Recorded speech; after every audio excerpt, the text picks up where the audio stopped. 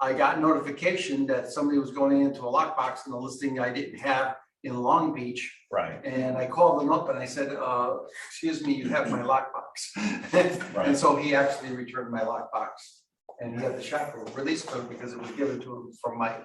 So they are programmed, and you cannot, you could actually file a complaint anybody that they're using a lockbox that hasn't been registered in their name. Right. This is every association has rules and regulations, and they have big fines now. They have big fines occur when you do something wrong, and the rules and regulation of each board. Everybody's a member of South Bay Board, but I've been a member of Palos Verdes Board for. Yeah, it doesn't matter what association you work, because if you're part of the region or part of Southern California, most of associations run under the SUPRA. Okay. Now, if you go to San Diego, it's a little different. They use the Sentry lockbox, which is a little different. They use like a credit card instead of an app on your phone. But the reason I want to bring this up to you is because most of us, are barely getting, into the momentum of understanding working with sellers and what it takes. Because one of the things when you go on the listing appointment team is how do you showcase yourself, right?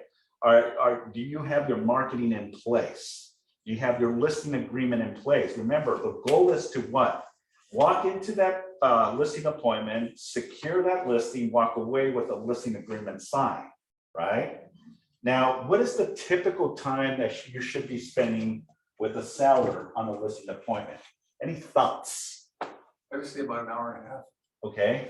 Jim is saying about an hour and a half. Anyone else have any thoughts? Explain everything and show them your presentation. You don't want to stay too long, but you don't want to do too short either. Okay.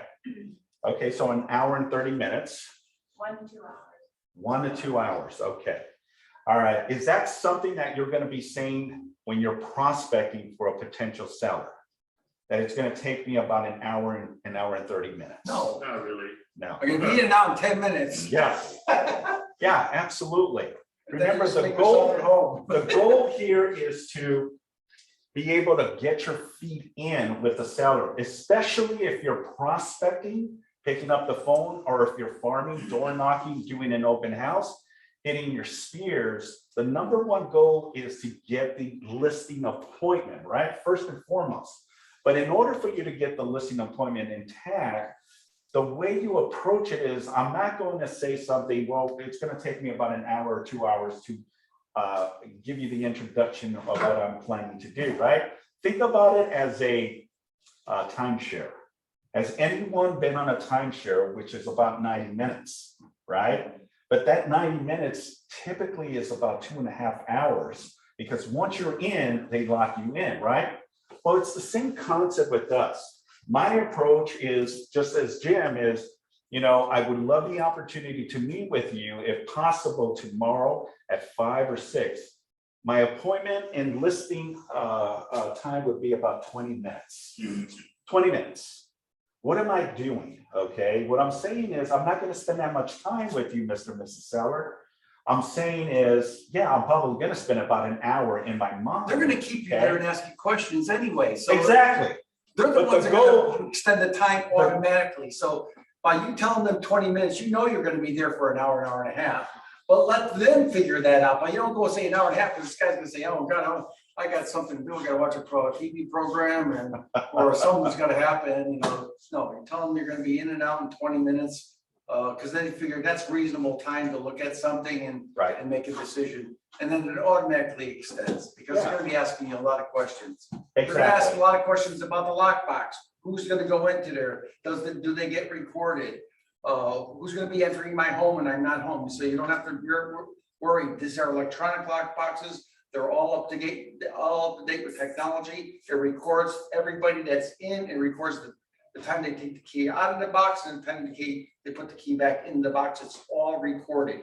Right. So everything gets registered on these lock boxes. So what it does, it protects the consumer. If there's any issues, we can always go back and do a log and check to see who had access at what date and time, which is very important. If there's any issues of damage, something is missing, we can always go back and see, okay, it was a RE/MAX agent that, came in at 4 o'clock. So what we're doing is backtracking.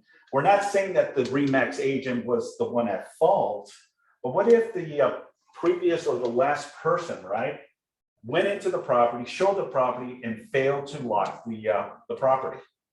And somehow someone else goes in there and now ransacks the house, right? Well, we can go back and see who were the agents that day that went in and start, asking questions, because maybe they knew something. Well, by the way, yeah, you know what? There was a suspicious van in front of the house, and I just happened to take a photo of it and I got their license plate. So what you're doing is providing some type of evidence. It may lead to something, right? But you just never know, right? That's why it's very, very important that if you're going to go on listings, be as professional if you possibly can, right?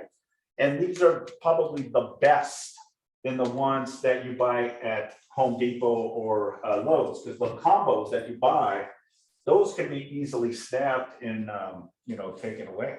Is there a way that someone hacks the information, and like if there's a property where it's furniture and valuable things, and someone hacks all the information now with technology, all those hackers, and No, they can't. Is there a You know, chance that could happen? the system in Supra has very tight security when it comes to it. I have not heard of any lock boxes. I heard they have a VPN service, so the VPN doesn't allow them to track or hack. So I think Supra Corporation has, they're called VPNs, and VPNs are another tight security that doesn't allow, you're gonna have to go break through a lot of firewalls to get information, and they're not gonna go through that much trouble or that much expense to get a reading on the lockbox. Maybe Right. on something else that is more expensive, but. Well, and the first thing that you're gonna probably hear from a seller is, what securities do you have in place, right? And how do you address that? Because there's gonna be three components to a conversation with the seller. Is first and foremost, do you understand the contract, right? The listing agreement, the disclosures, the addendums, the process, right? Then secondly is, do you know the negotiations? Because a very sophisticated seller is gonna ask you some tough questions. Well, you gotta Okay. read, you gotta read the seller too. If the seller's being very, very questionable on lock boxes, offer him to be there at every showing. That's the way to do it. But exactly, here's your too much complaints that I've had heard over the 42 years. I don't want any sign. Why don't you want a sign? A sign brings up your exposure 35 to 40%, having a sign put on the property. Lock boxes is another 25%. Without a lock box, you have a 75%, 25% less of a chance of being sold, because there's people out there that are driving around that have come from out of state, they're with their realtor that day, and they want to just see vacant houses, and your house has a missing lockbox, and you're not able to meet them there, you could miss out on the sale. Right. So you have to read what the seller, always listen to what the seller is telling you first. Well, Stop talking, listen to the seller. 100%. And being and doing this for quite some time, you get to understand there's different personalities, right? Every seller is going to be different. Not all are going to be the same. And more so even the price point. You can be in the coastal areas, you can be on the west side, and those clients are going to be a lot different than clients in the valley, the east side, Riverside, San Bernardino, Orange County as well. So you got to understand the personality as well, as much as the price as well. Because someone that is selling a home for $500,000 is going to have a different conversation when someone that has a $5 million property. Completely different. Yes, completely different. And I can tell you guys in the $5 million property, he's been educated and He's been through the process. He's been through the process to get there. He's already dealt with the $500,000 buyers and $300,000 buyers. We all start from somewhere. So also, when you're talking about prices, I've lost a lot of listings because I quoted the right price, and there's another agent saying you get a spectacular price when I know that's not possible. So let me stop you for a minute because we're gonna go into how to handle objections in a bit.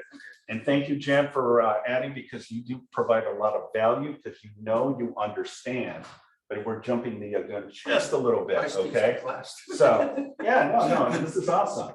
You know, he's a very experienced agent, award winner as well, has a lot of experience understanding from different elements, working with buyers and working with sellers. So it's great to have Jim here in the class.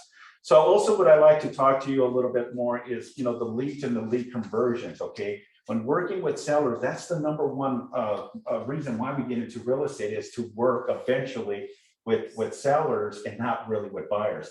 Buyers are very consuming. They can waste a lot of time. There's no guarantee that your offer or even the buyer will want to work with you as well. So there's many variables and elements to working with the buyer. Whereas a seller, you go in there, you connect, right? And they say, yeah, where do we sign? You list the property, you input it on the MLS, you get a professional photographer to go out there and take professional images of the home. And then you just wait for offers to come in. Maybe do an open house to generate your own clients, possible another listing from it. I'm just giving you some examples in how you can navigate this opportunities, because yes, every seasoned real estate professional wants to just focus on sellers, because you can work with 10 sellers simultaneously, but try working with 10 buyers simultaneously. Go crazy. It's impossible.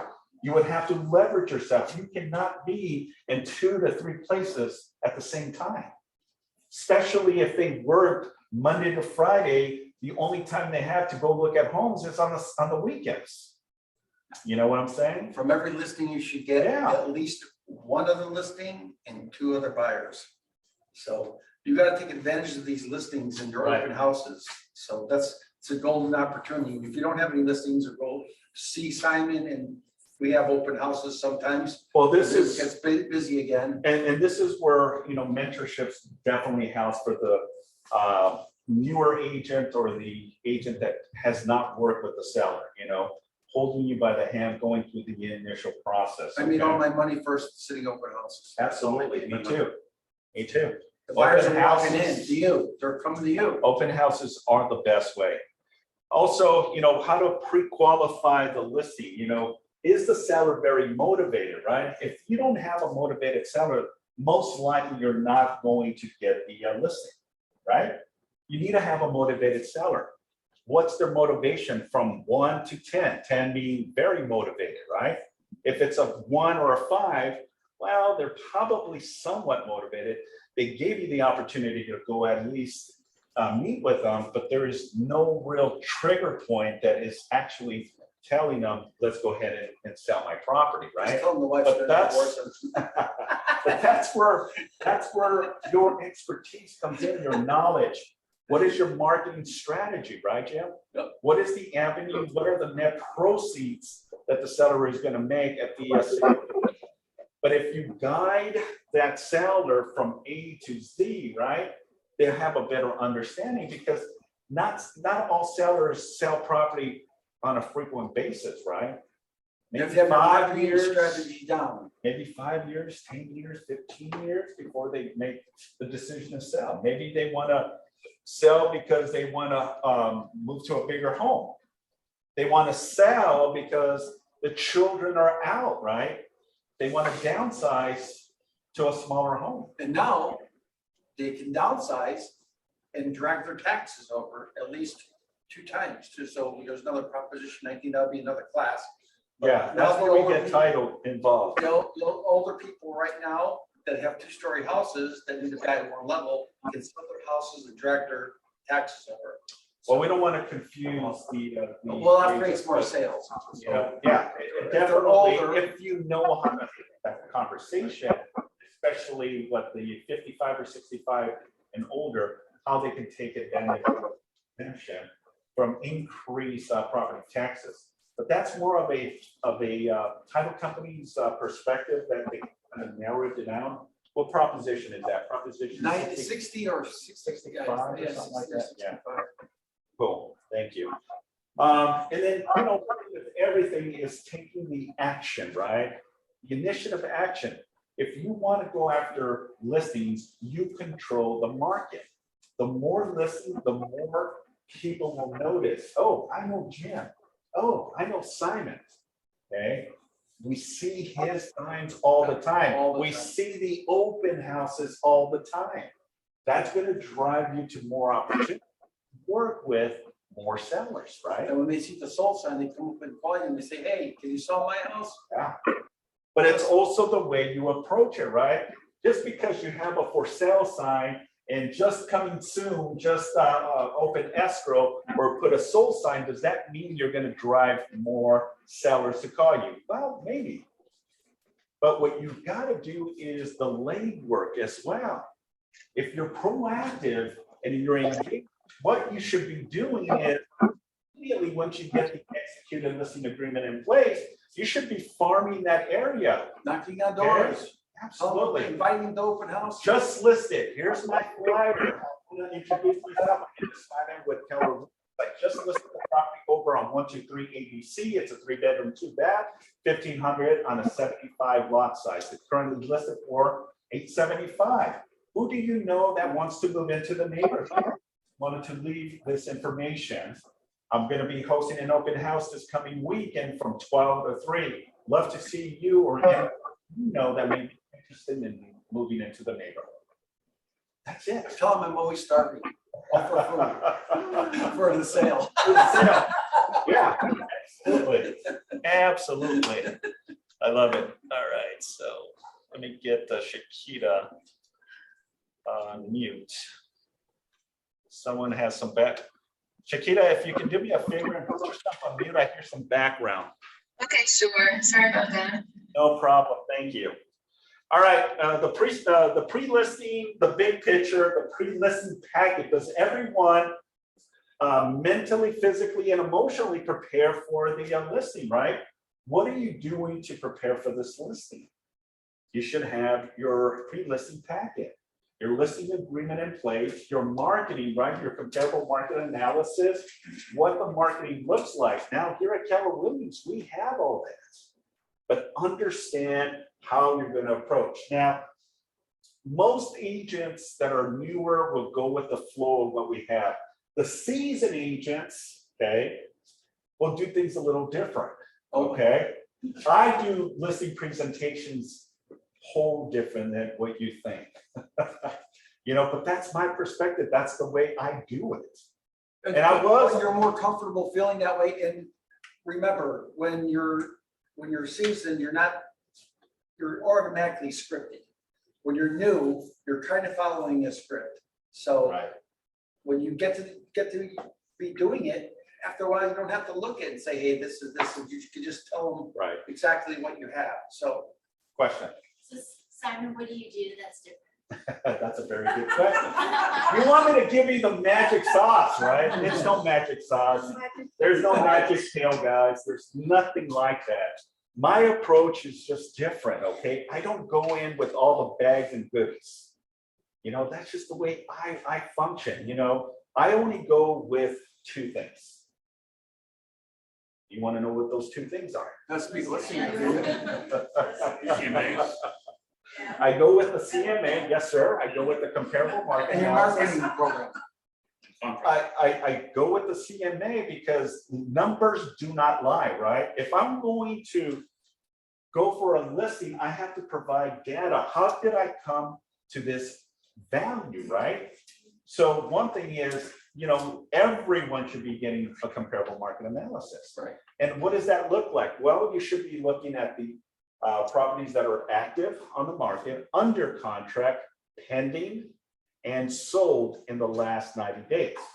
Okay, that's the process. It should be within a mile radius of the subject property. Now, if there is no comparables, and what I mean by comparables, guys, it's very simple. Apple to apple, right? Is that comparable? Yes. Yes. Is an apple and an orange comparable? No. No. Is an apple or cherry comparable? No. Okay. Most properties fall within the parameters that those homes in that community are probably pretty similar in characteristics, right? Maybe a seller did some upgrades, maybe the seller added square footage, maybe the seller added a bathroom or a bedroom, and that changes the trajectory of the value, right? The more you improve to the home, the more the value of the home, right? If the home was built in 1950s, right? Can you compare that property to a new construction built in 2022? No. The answer is no, you cannot. Because the wear and tear on a 70-year-old property is no comparison to a property that was built this year. You all with me on this, right? But if a property was built in the 1950s, 52, 55, 56, 1960s, well, it still falls within the range, okay? And we're going to talk a little bit about the range too, because you also give and take. Because I can promise you, I can have 3 licensed appraisers go and evaluate the property, and guess what's going to happen? 3 different opinions of value is going to come. I can also send 3 real estate professionals, me, Jim, and Jim, and guess what? We're all probably going to have different price. It's an opinion. We're going to be close in proximity, but it's an opinion and value. Now, who dictates the price? Is it the agent? Is it the seller? Or is it the buyer? The buyer. Okay. We got one that says a buyer. Anyone say the agent? Anyone say the seller? Okay, we got one that says the seller. Well, it depends, right? Because the seller can dictate, I will not sell my property if I do not sell it for at least $1 million. And if the seller is adamant about it, they're not going to sell. And they'll find and fish that real estate professional that will list the property for $1 million. But the golden rule is a property is only willing what the buyer's willing to pay. 100%. So answer your question, yes. It's what the buyer's willing to pay for the property. Because I can put the property for $1 million, doesn't necessarily mean it's going to sell for $1 million. Because if no offers are coming in, it defeats the purpose of why I listed the property in the first place. Does that make sense? So we have to look at trends. We have to look at what the property and the area is going for. That's why those segues of active, under contract, pending, and sold shows you a big picture. Now it kind of gauges where we should base the property value. Hold that thought for a minute. Okay. Now, the way you would approach this, and this is why I love and I have a passion for, mastering listings, and I'm going to get back to what I do differently, is, you always want to give the seller the perspective is you have their best interests, right? Mr. Mrs. Seller, my #1 priority is to make sure that I take care of your best interests, which it should be. But also understand this, folks, is that your position and your job is to what? Sell the property. We are not in the babysitting aspect of it. Who wants to babysit houses, right? Have properties that you listed but never sell, because we don't get paid for it, right? This is why you got to have a roadmap of understanding the process and having control of the direction of how you're going to navigate. Because the minute that the seller controls, it's game over. Game over. The moment that you have control, then you will sell that property. Okay? You will sell that property. Now, going back to what I was saying earlier in my approach, and it's different for all top performers. In the beginning, we tell you, take your listing presentation, your marketing, all the, maybe a bio of yourself, okay? Have a nice little presentation, know your scripts and your dialogues, understand objection handlers, right? all that's good when you're new and you don't know the process. But when you get to a level of high performers, they're systematic. They already know, they're 2 steps ahead of the game. They understand the process. They already know what the property of value of that home or that neighborhood. All they need to do is go quickly look at the property and determine what upgrades has the seller done. Because that's why it's important to go and physically look at the home. Why?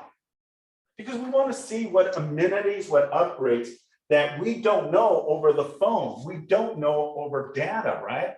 The MLS is not going to tell us, that the seller had this beautiful kitchen done, right? We don't know what upgrades the seller has done until we physically look at the property. You should always look at the outside of the property too. So if you go on an appointment Yeah. at night, say you'd like to come back and just check the outside of the property for you gotta be able to recognize, see termite damage or dry rot. These are things that are gonna come up in this sale. It can make or break the sale because he could sell the property and all of a sudden on the contract is gonna be a prerequisite for termite completion. And he gets a termite completion report and it costs him $10,000. And he says, no, I'm selling my property. I'm not paying for this. So now you lose a deal because of a termite inspection. That's why every time I list my properties, I get a termite inspection within 24 to 48 hours.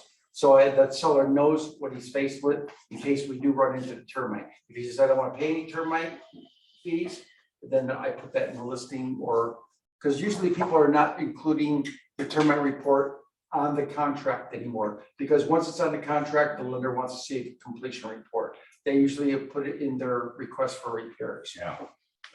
Also, please define pending and under contract. Under contract means they haven't done their inspections yet. Pending means they're waiting to close sales. There's a lot of agents that put a property in pending as soon as they sell it. That is the wrong thing to do. Can I add to that? Okay. All right, and that's a very Just because valid point. That's coming. Let That's me define it a little bit better, because I think you skipped a process there. So when you see a property on the multiple listing service under contract, what it's telling the consumer is that the buyer still has contingencies in place and that the seller is still willing to accept backup offers. Once the property becomes pending, technically speaking, the listing agent puts it on pending once the buyer has released any and all contingencies. That's where under contract came into play several years back for that purpose. So that way, if you see it on pending, most likely it will be closing soon. Right, because people are getting fined by putting in pending and leaving it on the market and not reporting as a pending. So they will leave it on the market until they remove the contingencies. And it was actually under contract, but before we didn't have the section under contract, we only had pending and sale. So people that were just accepted a contract is don't take my property off the market. He's still got to do his inspection yet. It could fall out. So the agent would leave it on, and then when another agent calls them and says, no, we're already in escrow, but we're taking backup offers. He called the board and reported, said, hey, this guy hasn't put his property in pending. So that's why they came out with the other stipulation under contract. Yeah, thank you. What is your value proposition, right? What is your unique selling proposition? You work for Keller Williams. And the number one thing is, what is your personal value proposition? What is it that you have that's unique and different than your competitors? Because you're going to deal with, and you've probably been in this situation, Jim, where you're in a multiple listing appointment, where the seller does not just want to hear one, but wants to hear 2 or 3 other agents from 3 different market centers or 3 different real estate brokerages. How prepared are you? What is it that you have that's unique, different, and why you are the realtor of choice? Use the power of the company too. We're the #1 sales volume company in South Bay. We have more sales here, and Yeah. we took our sales boards down here, but they were very, very impressive. I still want the sales boards to be put back up, but Jennifer's trying to make a decision whether she wants to do that right now. But this company sales are like no other company sales. You can walk in an office and look at their sales, and they have like one board. We used to have like 3 to 4 boards filled with sales every month. We're the highest volume, highest producing sales office. So not only the strength of yourself is the strength of your company that work for it. The company has a good reputation of being the #1 sales process. And- You have Keller Williams. And this is where a lot of agents had a misconception. Well, Simon, I haven't sold anything. Well, Simon, I just started in this industry. Oh. Use the power of the company to leverage yourself, ladies and gentlemen. Okay, because you're part of the team, you're part of the organization. Leverage yourself. At the end of the day, you know, if an objection handler is given to you, you know, well, how many sales have you done? Well, technically speaking, I haven't done any of them, but the company has done X, Y, and Z. You know, and I'm aligned with a professional organization that aligns with helping sellers get top dollars with the least amount of headaches to net you the most possible. This is a family. This That's is why I call it Keller Williams family. All the other companies I work for didn't share their secrets or didn't share their techniques, how to do sales. so Jim is going to share all of his tactics and I will. secrets. He's gonna make an appointment. I offer to help everybody. Listen, the more successful that we are, the more power you have when you walk in somebody's door. So if I make you successful, hey, you're increasing my profit share. You're making my office look better. You're making me look better individually. I walk in and say, hey, we got 300 sales this month. You know, my company, as soon as I put my sign on it, I'm gonna go in my office and announce your listing. And I'm gonna have 10 buyers here by the weekend without even an open house. Because my company is the most active in this area in South Bay with listings and sales. Now going into it, thank you. Going into it, what is your delivery approach? How straightforward are you with your delivery, right? Because all this has to do with if you're going to get the listing or not. I'm just giving you some tidbits of how to approach when having conversations with seller. How's that delivery? Are you confident? Are you comfortable? Are you unsure? Do you have? Sean has a question. Yes, sir. I have a question. Going back to the marketing, how you said to, tell them, what kind of unique things you can bring. I saw that in the scripting, and I wasn't sure with a finite number of ways to market, so many other agents out there, what kind of unique things are actually out there that you could do? Run that by me again. I'm sorry. You say that again? What I'm saying is, when I was going over the scripting and what you just mentioned was that we should bring something unique, to tell the client, about how we can market the house. And with so many different agents out there and only a finite number of ways to market, what truly unique things could we bring? Like, what kind of ideas are there out there for that? Well, there's many things that you can relate to the seller. So one of the things that I definitely recommend is, try to identify something, maybe do a little bit of research, right? Maybe you can find out, now everyone is on social media, right?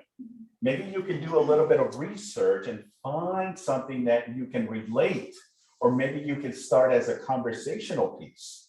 Because let's say that person is really into sports, basketball, football, soccer.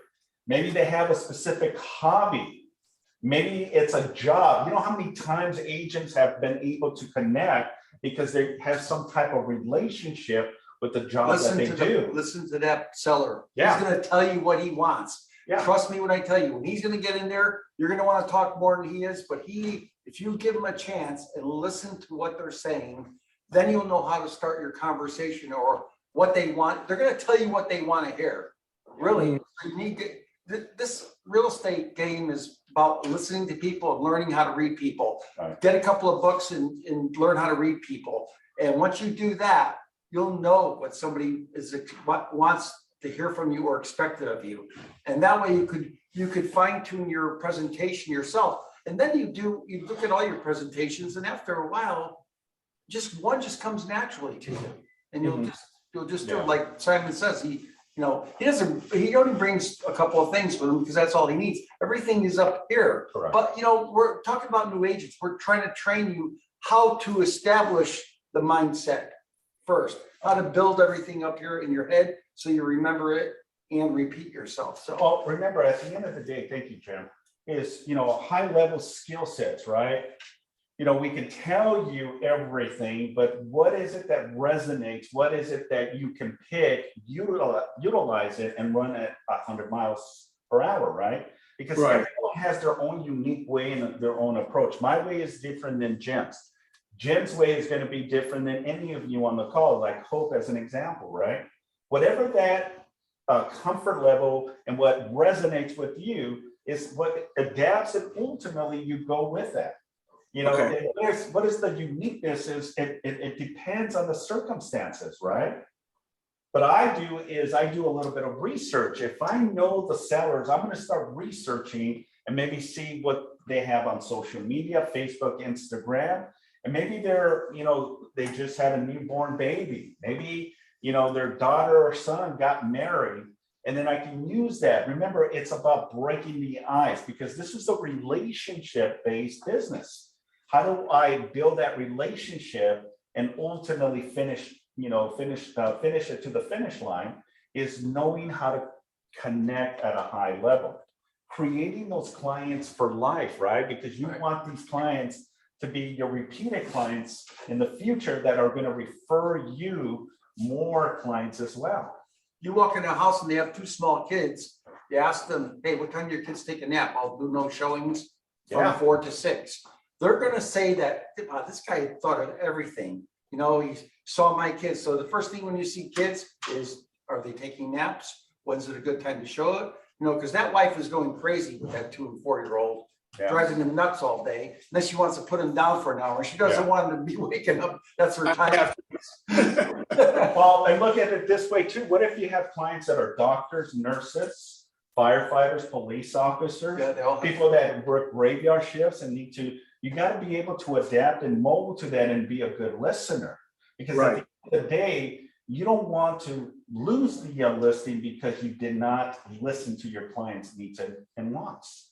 So looking at the big picture and how you effectively consult with the clients. Remember, you're consultants at the end of the day. Your job is to consult your client to navigate any and all questions they have, but ultimately the end goal is to be able to sell their home, right? Because we get paid when the commission, when the deal closes, when it records, and it still takes a couple more days before you actually get a commission. Okay, so understand the concept and the steps of your listing. So it should be by doing your homework, right? As soon as you get an opportunity to do an appointment, you should be on the multiple listing service. Okay, checking comps, right?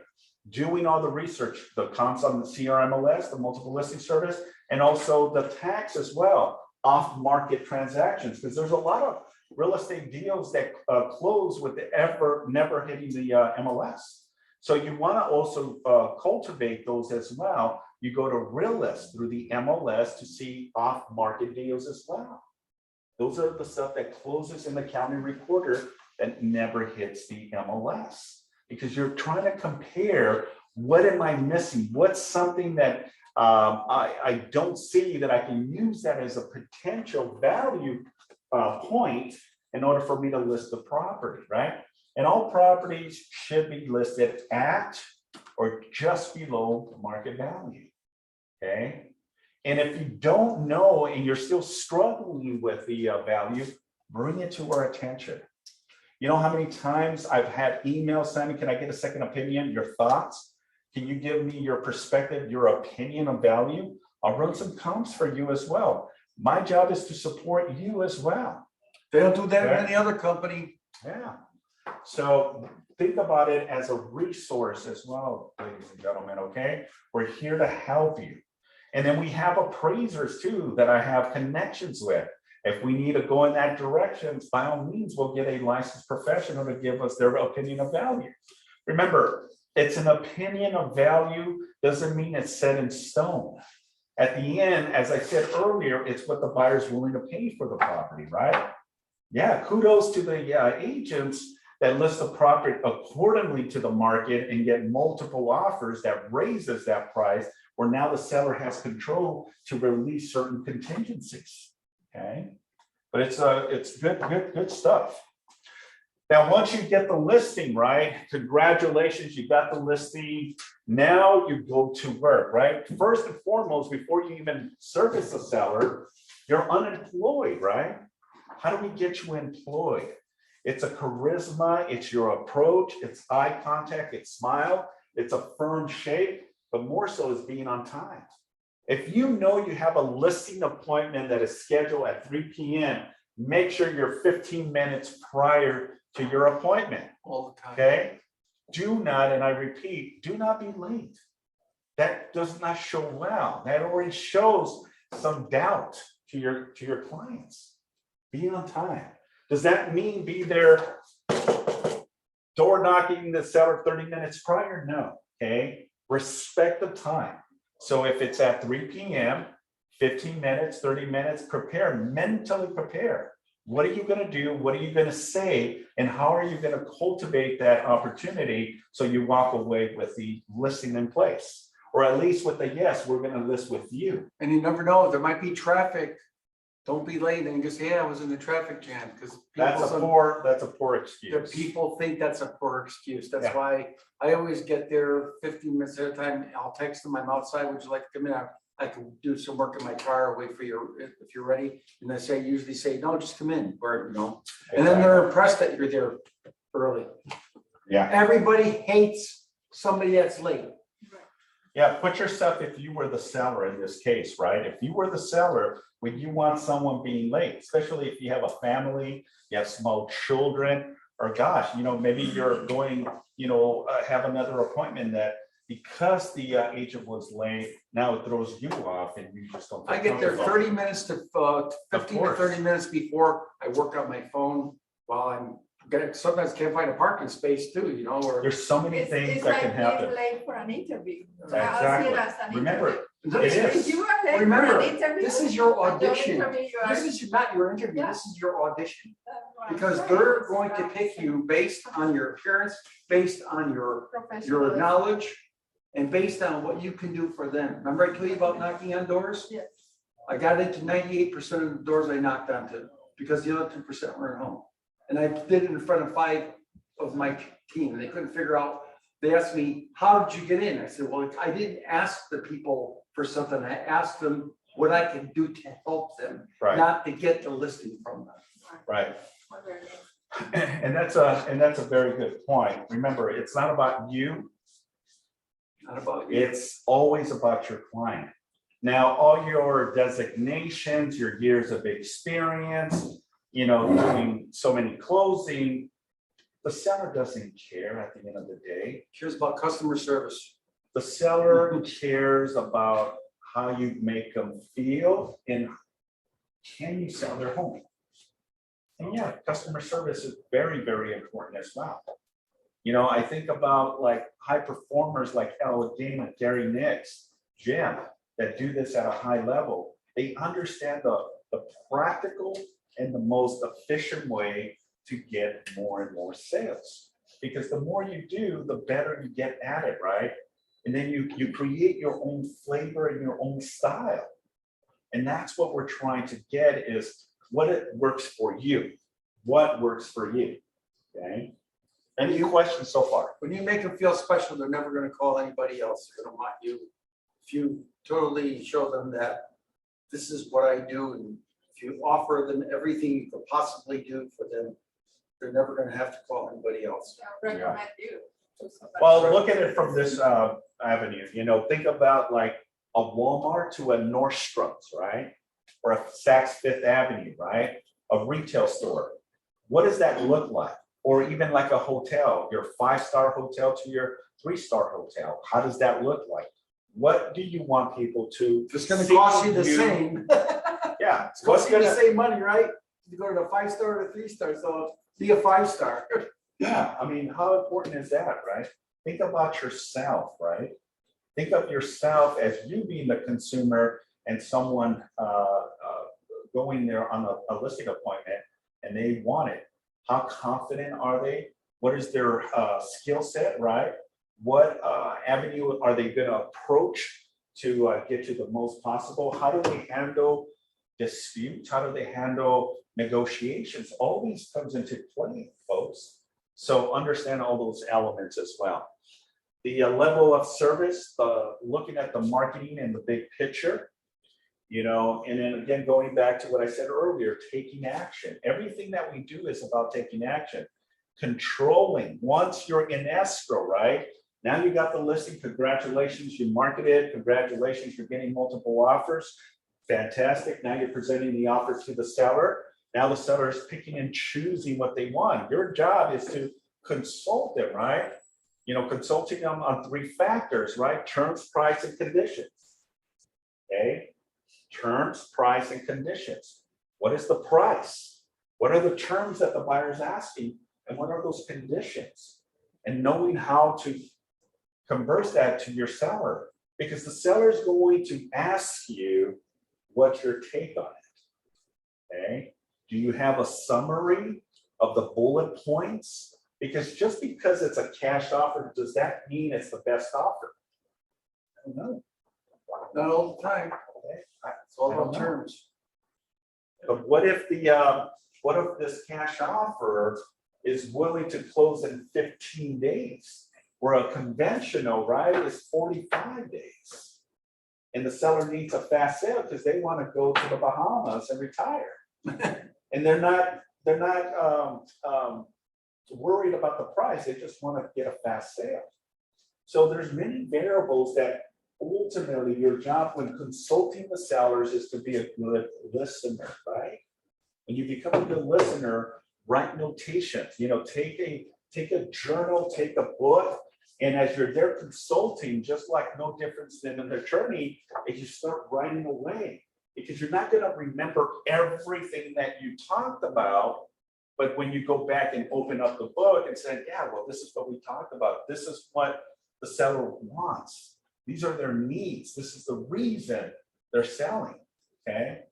I'll give you an example. Yesterday, I went on a listing appointment with one of our agents. Yes, I did. I went on a listing appointment in between, you know, doing what I have to do here, okay? And it was here in San Pedro. I didn't prepare for it. But I did quick comps, and then we rushed to the appointment and got there 30 minutes prior. Now the agent was super nervous, and I kept telling her, "It's going to be okay. You got this. You got to go with the right mindset too, right? A positive view of it. You know, the goal is to get the listing all the time, right? And even your top performers, guess what? Don't get the listings all the time. But it's the way you approach it. And immediately we got there, we kind of strategized, we quarterbacked, and I said, I'll take the lead. And the seller didn't know I was going to be there. So I prepared, I says, I'm assuming you probably didn't tell her, or excuse me, tell him that you were going to bring someone else. She goes, no, I didn't. Okay. But this is what shows the ability when you get to a level of comfort, and you know, it doesn't matter of the elements. Well, for me, it doesn't. Because I can go on a $10 million listing just as much as $100,000. It doesn't matter. I know how to approach it, just like your top performers. What I'm saying here is, how do you climb that level? Your skill sets, practicing, knowing the contracts, knowing data. All these are important perspectives and elements to your success. I just went in with the win. I didn't prepare for it. I didn't have any marketing. We get there, and immediately I introduced myself. He looked at me, he looked at her, he looked at me, and he looked at her once again and asked, who is he? And I immediately intervene and says, I am her business partner. I didn't go in there saying I was the manager. I didn't go in there saying I was a team leader. We're business partners. We work together. You got the best of two of us with many years of experience. Makes it look a lot much better, because then he doesn't have a doubt in his mind, say, well, I'm her manager, I'm here to help her. Yeah, No. yeah, yeah. I would never go in that avenue. It's like And saying, "Hey, she's ultimately, the crazy, first I'm really thing good." I say is, you know, please show us your home. Please show us your beautiful home, okay? So immediately he took us on the outside. It's a detached garage. The detached garage also had a little, like a second dwelling that's not permitted, but there's a kitchen, there's a laundromat. There was a bathroom, but with no toilet because the city of San Pedro and the county, the city of Los Angeles does not allow because it doesn't have the permit. So he says, I cannot put a bathroom here. I cannot utilize it as a second dwelling, and I cannot generate rental Easily income from converted it. though. Yeah, and we talked about that. But I just kept listening and taking mental notes. He took me through the house, and we went inside the house. You know, I already knew that he wanted us to wear our masks. I already knew that he wanted us to take off our shoes, because that's what she told me, that he is and he's Middle Eastern. He goes, he's just a very strong-minded person. He says that he doesn't want anyone to wear shoes in the home, which we have to respect, right? So without even saying anything, I just took off my shoes, and he saw that I took off my shoes, and I went in. So Then he's he thinking showed you me- normally do that all the time. Then he says, hey, this guy is. Well, it's because we listen, right? That's the key, that's the cue. He showed us the property, then I said, where's the best place to talk business? Then he says, well, we can go to the living room. No, let's stay here in the kitchen. Let me just get another chair, because he's a single man. And ultimately I asked him one question. I said, why are we here? Why are we here? I just threw that out. Now, this is a for sale by owner, ladies and gentlemen, that she cultivated from picking up the phone, a FISBO. He had already listed the property with another agent back in December. So he sat down, and then he literally vented. He took a deep breath and exhausted that breath, and then he shared the story. Why that previous agent from Redfin did not work out. And I was taking mental notes. Mental notes, meaning I was listening to the frustration. You know why they call it Redfin? Because there used to be sharks. So now they just got the fin. Yeah. So for a good 15 minutes, I kept listening to what all he was saying, all his frustration. Because I was doing. All of his frustration. Jim, I'm gonna kick Jim out now. They ever say they were gonna listen to Redfin, that's fish dinner for me, so. So, You can overcome in that. essence, look, we only got a few more minutes. We're already behind that track, Jim. So we listened to the story, and he told us exactly. I already had a mind on price. He had his own mind in his price as well. So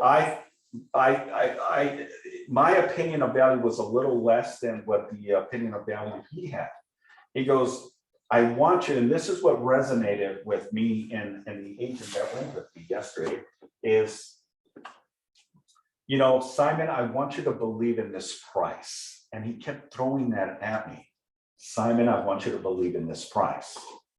Well, we were not that off on the price. We're probably 15,000 at most from what he wants and where I think we should list the property. Now, he did get multiple offers. 2 of them fell out of escrow. 1 just basically never put the deposit. And this guy is a very sophisticated man, 40 years in the banking industry. He's ready to ship out and go back to his country. But what we got from it was he had health issues. And he broke down literally in tears towards the end. And he goes, Simon, I don't know what it was about this conversation that led me to break down. It's very hard for me because I'm a very strong person, but there's something in how you approach this conversation that I open up. No one knows the condition I'm in, but you now. I don't know what you did to break me. And I didn't do anything.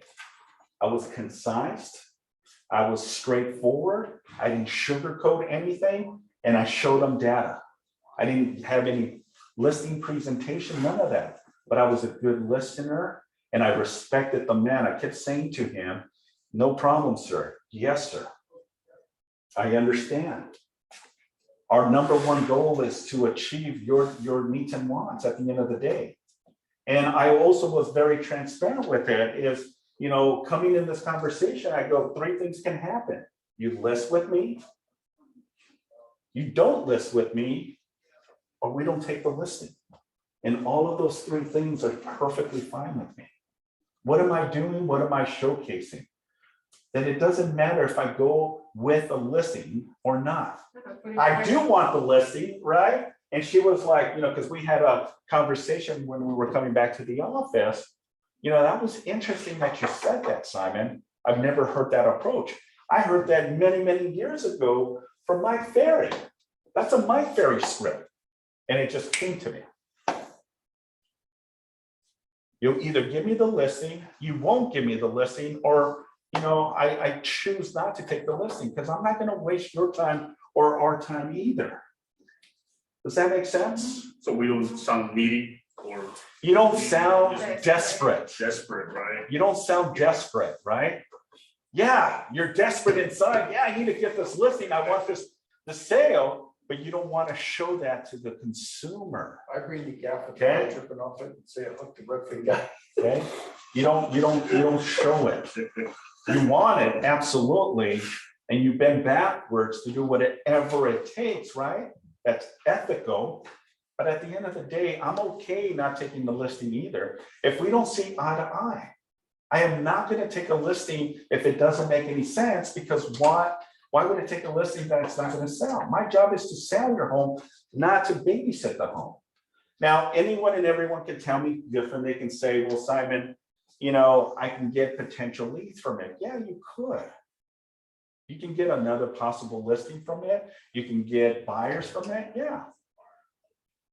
But that's not my intention. I want the listing so I can sell, so I can get paid. I don't know what the future holds, but I know what I need to do to sell this home.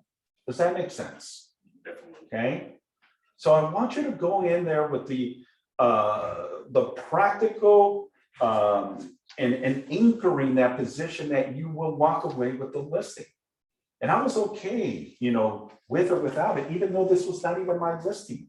This was for her. I went there voluntarily to help her. Okay. So we agreed to the terms and we were okay. And she got the listing. We walked away. We probably took about 40-45 minutes at most. And, you know, he kept seeing that I was, because I have a habit of always constantly looking at my phone while I'm in appointments. It's because, you know, I got so many calls coming in. I mean, I have, you know, a lot of follow-ups, you know, so I'm already programmed that. And he caught me. He goes, I know, Simon, that you're a busy man. You know, I says, I apologize. And I answered him. I said, and I looked him in the face. I go, Jim, I apologize. Yes, I am busy, but never too busy for you.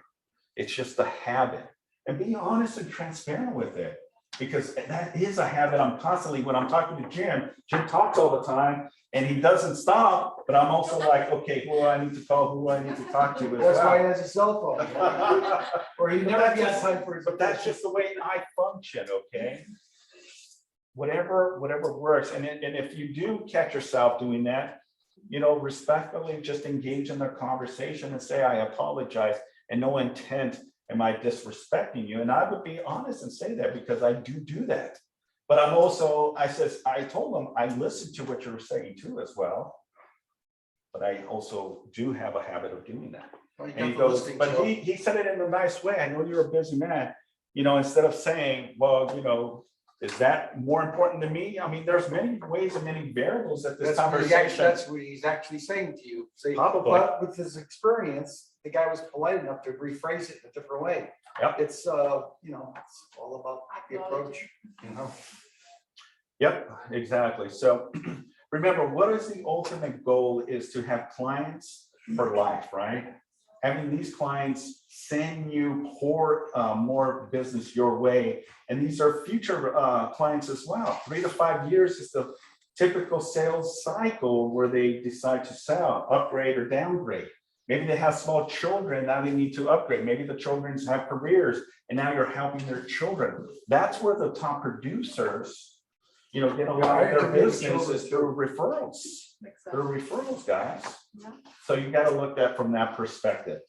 Okay. And ultimately, holding yourself accountable each and every day.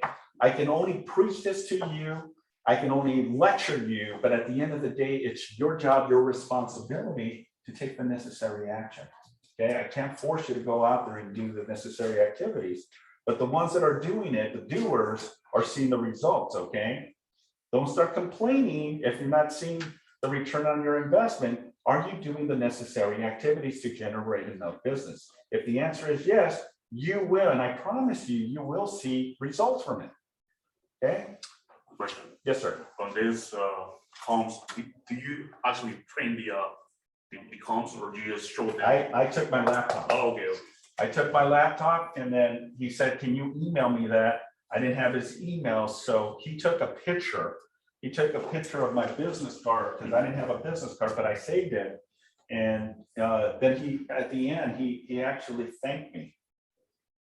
Let me see, this was yesterday around 12. When I do my CMA, I include my own set of comps in the booklet too.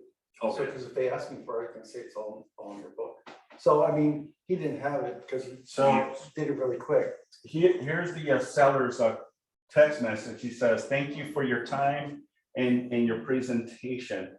Much appreciated. Blessed to all, he said. Okay. And then I responded, it was a pleasure. Thank you for your time and your hospitality is what I responded back. And but she did walk away with the listing, Nice. and I'm willing to do that, for anyone that needs my help, as long as it fits in within my schedule. If I have classes, obviously it has to be around my class and it cannot be way out there, but anything local, if you need that extra incentive, I don't want anything, okay? Because the agent mentioned to me, hey, are we going to split the, I says, no. And she looked at me, really? I go, no, I'm doing this as a favor. I want you to get into production and I want you to see how I function and how I work. It may not be the best way because everyone has their own way of doing it. So you call me, I'm gonna charge you. So with that being said, any other questions? All right. Well, that concludes the class. When you're in Thank doubt, you. call your team leader. That's what he's here for. Yep. Thank you so much. Appreciate you all. Have a wonderful, productive weekend. I'll give you And I will see you guys on the next call. Thank you. Thank you. 42 years. Thank you so much. Just 42, right? Nothing else. Like my client said to me, I really break down. She's Filipino, and she says,